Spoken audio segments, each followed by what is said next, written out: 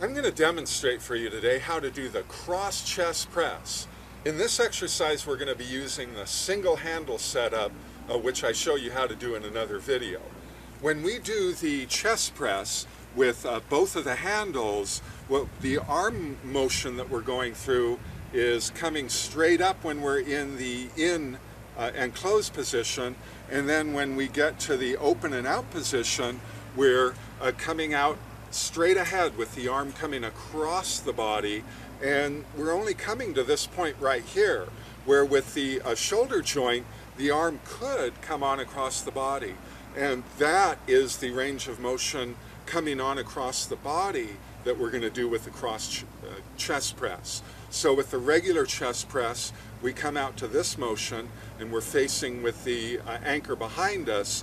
Now we're going to orient so that the anchor is off to the side, because as the direction principle dictates, we want the handle to be continuing on in the direction from which it's coming from which the tube and the handle are coming from as they're attached to the door anchor. So I square up with my body off to the side of the door anchor. And of course we're set up outside here, but it doesn't really make any difference whether you're inside or outside. I'm set up to the same door anchor here. So I just stand off to the side of the anchor.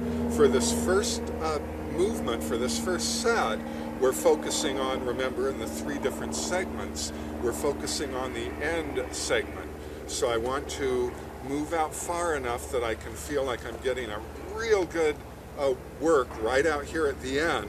Whether or not you're starting so that you're doing the full range of motion isn't important. As I showed you in the advanced basic four exercises, if you've got a stronger resistance, you might only be starting right at the beginning of that last segment of the motion and really be pushing and just ending up right here and then pushing back out, because you'd have slack if you got to the start position.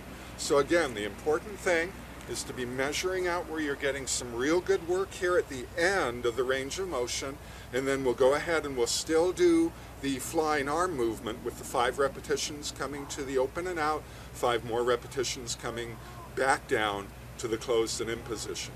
So it looks like this for the first set. You push out for 1, and then I'm now coming out to the out position with the 3rd repetition halfway out. 4, I'm almost all the way out, and then 5, I'm all the way up and out. You can see I'm still doing a little bit of rocking motion to keep that momentum moving nice and smoothly all the way through the range of motion. Now for the next 5 repetitions, we come back in again. So this would be 6. Now I'm going to come back in. 7, 8 is halfway to the back in position. 9 is almost all the way to the in and closed position, and 10 is back all the way to the in and closed position. Now I'm going to step out just a little bit, and where I want to be going is halfway through the range of motion. So now I go ahead and I push out for 1, 2, 3 is halfway open and out, 4 almost all the way open and out, and 5 is all the way open and out.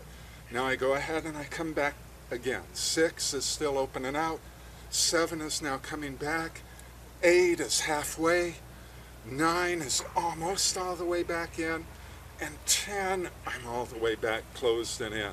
Now you'll notice that when you start exercising, especially with the single handle working off to the side like this, you'll really see what a full-bodied exercise you get when you're working out with these resistance tubes like this, because you've got your leg that's closest to the anchor stabilizing your body against the resistance.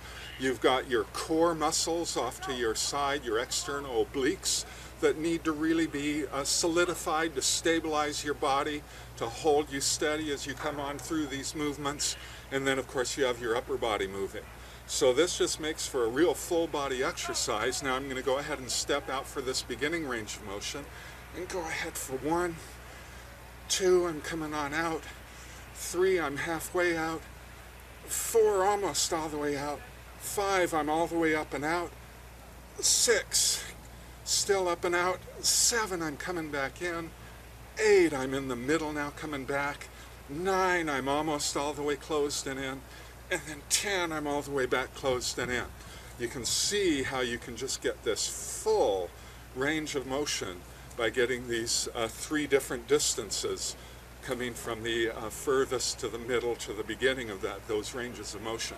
The other thing you may notice, especially when you're working with a single handle, but you'll also notice it with 2, is when you're working with a real good resistance, you may be coming across, like especially when you're in more of the out position, and you'll notice your hands kind of wandering a little bit as you start to come across. That's great. That's what's called proprioceptive feedback. You don't get that with a machine when you're locked in and the machine dictates exactly how you're moving through your range of motion, and you're getting this feedback loop all throughout your nervous system to keep yourself stabilized and be adjusting to the stresses, which is much more functional. It's much more what you go through in your daily life in the different activities that you do. So of course you're going to then want to turn around and do these same exercises with the same exercise with the same distances and the same principles on the other side to keep it balanced. And that works out to being just a really great exercise to finish off this movement coming across the chest.